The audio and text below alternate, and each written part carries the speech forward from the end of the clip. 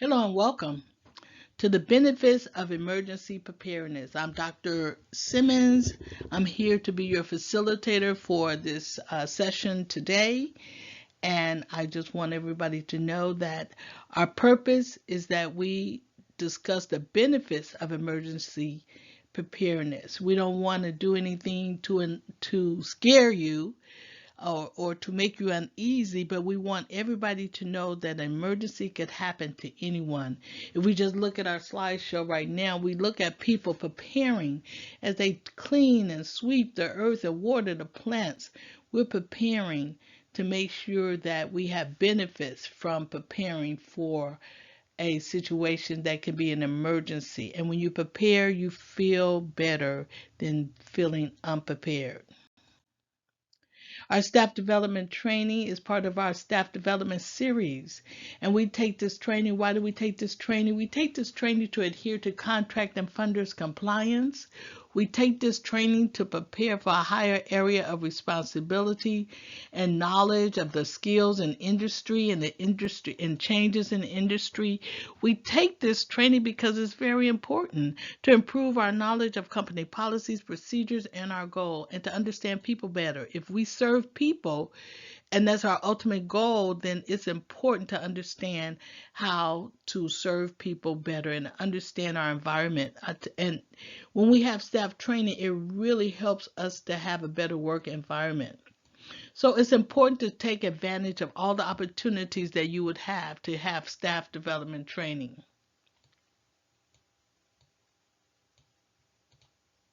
It also improves customer service. And the training encourages employees and the corporation to enhance their knowledge and to boost productivity and motivation because our ultimate goal is to serve people better. And that's why we have staff development training series, and we offer several different topics. And if you want more information, you can there'll be an email at the end of the presentation that you can email me if you're interested in training for your staff, online training. Emergencies are unexpected, and we have emergencies in all of our lives: earthquakes, tornadoes, hurricanes, fires. And when an emergency hits, sometimes we have anxiety, nervousness, and fear of the unknown, and it really kind of put us off balance. And I just want to encourage that preparedness will help balance some of those anxieties or some of those feelings that you're feeling. And that's why I wanted to talk about the benefits of being prepared. No one can control any kind of disaster that hits suddenly. I mean, just imagine like COVID-19, or should we call it COVID 20 and 21. That was a pandemic that was a global pandemic, and it really hit us. It hit us like, wow, wow. We couldn't believe the whole world shut down. I mean, not just United States, all over.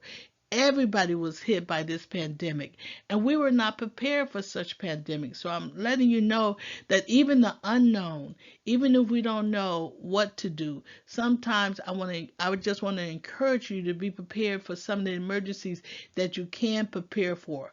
And like I said, nobody can prepare for an emergency that you don't know anything about, but it's better to be prepared, and you have benefits in preparation. And the impact of an emergency is very severe. So we have to think about it. We have to think you have to take a moment to think. You can't just live life day to day and not deal with the fact that at some point in your life, you may have a situation. If you live in an area that they have tornadoes, you have to prepare. What would you do in the case of a tornado? If you live in an area where there's a lot of fires, you have to prepare for what? You have to be observant, and you have to make sure that you're prepared for that, because when you're prepared for that, you can better handle it. I remember in January 1994 in the Los Angeles area, we had a North Ridge earthquake that shook our world. And it shook our country, our city, our state, because it was a very large earthquake at that time. And we did not have a plan. My family did not have a plan. We thought we had a plan, but it was a plan that we had not looked at for a while. It was a plan that We decided that we would have battery operated flashlights, but then when we looked, our batteries were corroded, that flashlights did not work. We thought we had a plan because we had an earthquake kit, but it was a kit that we had not serviced in many years because we had never had earthquake of that magnitude. So what I'm letting you know is that you have to prepare, you have to think about it and observe, and take this time as you look at this video, take this time to do something about it. We also, I remember we didn't have our phone numbers, emergency phone numbers. Our cell phones didn't work. I believe the landline worked, if I remember correctly, but there was a lot of commotion. All I really remember was chaos. It was chaos. We decided that we would leave the house and go check on our loved ones. And there was a lot of traffic out there, and we got into a car accident. It was a minor fender bender, but because everybody was hiding with their anxiety, we have a large dog. The large dog was in the car, and the kids was in the car. We tried to go to the ATM machine to get money. The ATM machines were closed, and that's another situation where you felt, oh man, we don't have any money. Do we have enough gas in the car? Just situations that flooding your mind that happens during a emergency. So what I'm telling you to do, to think about it in advance, prepare in advance, do a check on the resources that you have available to make sure that they're still effective and relevant for what you have to do. Observe. And so create an emergency plan. It's time to think seriously about what kind of plan you would have depending on where you live. Like I said, I live in an area that we have earthquakes, and we know to drop, cover, and hold. And we have to protect our head. We have to look, as I sit here even today, I can look up, make sure there's no ceiling fan or nothing above my head that will fall on my head, because many of the injuries happen after the emergency occurs. It didn't happen during the emergency, it happened after the emergency. So we had to drop, cover, and hold, protect your body, protect your yeah. And what we do is get under a desk or a table, a sturdy desk or table, or they say in the doorway. But during the time that my personal family had the earthquake, we didn't do any of that. We just ran with hysteria. But I'm letting you know today we have a better plan. We have a better situation. We've decided that when you open up our earthquake kit, the first thing you see that I typed up in big bold letters is to remain calm. Because if we had remained calm, we would have made better decisions. So I want you to be prepared. Be prepared. And the way you can be prepared is create a list of contacts, whether it's your clients or you're serving other people or a housing participant or whomever. Make an emergency contact list. Write these on paper and put that in. One of the things I suggest is get a backpack and put items in it that are personal to you. So if there's in case of a fire, a flood, or anything, you can grab the backpack and run directly out of the house. Copy your identification or and put that in the backpack, medical numbers or phone numbers, and maybe a little cash, small first aid items may be good, and maybe a checklist that you can look at later, maybe a bottle of water, maybe a battery operated radio or some food, just maybe for a couple days like you're camping. But put things in the backpack that you don't have to think about. You just grab it and run, because that's about as much time as you have during an emergency. You can't really think, you can only move, and move with haste. So I'm suggesting that you create an emergency plan, but prior to the plan executing it, look around your area. I said observe. Clean and organize. Keep areas clean and organized and free of debris so that you can walk freely. Communicate clearly and monitor compliance. Communicate to your family, to your friends, your clients, whoever you serve, or to the people that in your family. We've already communicated where our headquarters would be, where would we meet, what our central location, and who will we call. Everybody will call the same person that's out of our area to communicate that we are well, and that person would say, we heard from this person, they are well.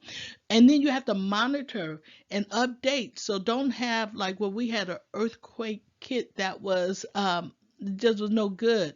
So make sure you store chemicals properly and label store. Make sure you don't have candles that are lit and you keep them lit and unattended, because that can cause a fire. If you need a hammer, use the correct tools, then use a hammer. Don't you become the reason for the emergency because you hurt yourself, or learn how to lift. Don't lift things use the right muscles when you lift so you don't hurt your back. So I'm telling you, not only do you create an emergency plan that encompasses your environment, but your own personal health, your own personal space. So you don't want to be the emergency in the emergency room. And you have to stay alert, be aware of your environment, and have a evacuation route and determine what that evacuation route would look like, where you would drive or where you would meet, as I mentioned before. So make sure that you plan and you prepare. There's benefits in being prepared. Learn how to use a fire extinguisher. It's easy to remember how to use a fire extinguisher if you remember the acronyms PASS. It stands for pull, aim, squeeze, and sweep. And many of you, if you don't have one in your home, please get one in your home, because they're really good for small fires you can put out without it growing. And I remember one Christmas, we were at a Christmas event and they had beautiful candles on the food table. And after everyone had already eaten and we had moved to the next room, a small fire from a candle erupted, and we were able to take the fire extinguisher quickly and put it out, and it was contained just in that area.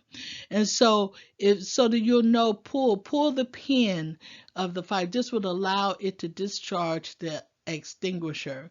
Also, aim at the base of the fire, because if you don't, it just goes through the flames and it won't hit, it'll just go through and be no good. So you need to hit the fuel where the actual base of the fire is coming from. So you pull and then you aim and then you squeeze the handle in the picture. Squeeze the top of the handle or the lever, and it will disperse the extinguishing agent into the fire extinguisher. So you need to pull, aim, and squeeze. And the last S is sweep.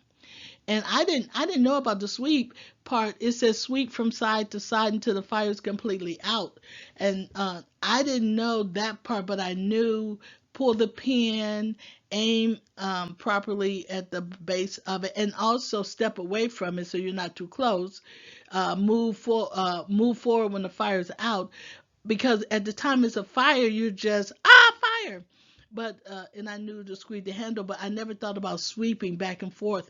But we did go back to make sure that it did not ignite again. We did take care of the candle, and from this point on, they don't use candles. They use the pre-lit battery operated candles at this particular event, because fires can be very dangerous. You're not certain if you're not certain that you might endanger yourself by trying to put out a fire, then you have to be very careful. Warn others. When there's a fire, just holler fire, fire, fire. Tell everybody that there's a fire, and leave the building if you can. If you can leave the building or leave the area, try to leave. If you ever feel, if your instinct tells you do not use a fire extinguisher because you're uncomfortable for any reason, you can always call for help. You can call for help. You can call the fire department if you're uncomfortable. Don't try to be a hero or a shero. Don't try to get it done. Let the fire department do their job. They're good at it. So in the case of fire, your job is, if you cannot contain the fire, evacuate as quickly as possible. Call the fire department, but definitely warn everybody around fire, fire. Because as we recap, I really want you to understand how important it is to prepare. Be aware, be prepared, and set a goal to implement a plan for you and in your environment. Look around at your exits. If you have any takeaways here, know that you have to be prepared. Look around at your exit. You make it, create it for you, your lifestyle, your office, whomever you service. Create it, but do it now. Don't wait. We never know when uh, a situation will hit us. So make sure that you know where your exits are. Make sure you know what's over your head. Make sure you know what plan you will take. And I suggest that you write it out. Don't just have it. Take action. Get the backpack, put something in it, make it small or big, let it be something that you can grow on and develop, but put it someplace close to the door as you get ready to exit, if that's the exit strategy that you're going to have. If you have handicapped people or small children, please make accommodations for that also, or any special situation you would have. Our goal is that we would be prepared, and that's really what I want to talk about, is that there's benefits in being prepared.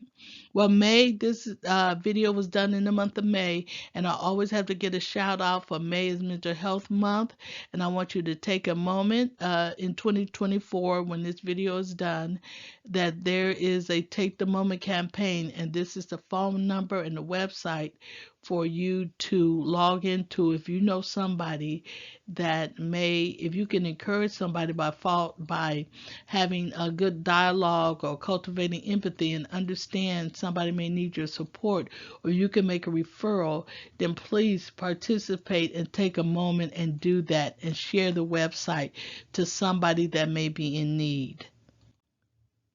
Well, yay, that's the close of our presentation. And our presentation was the benefits of emergency preparedness.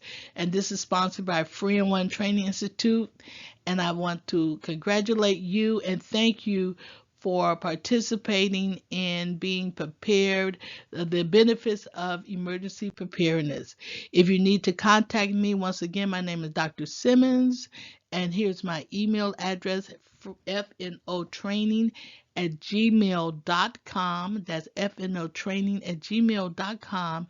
If you're interested in training for yourself, your family, your job, your company, your group, then don't hesitate to contact us and we will provide the specialized training for you. One thing I want to just thank you for letting me be of service as I continue to share that it's possible for us to move to the next level with proper skills and trusting in ourselves. We trust in our abilities, but we can process and go to the next level with the proper skills. Thank you for letting me be of service. Have a great and wonderful day.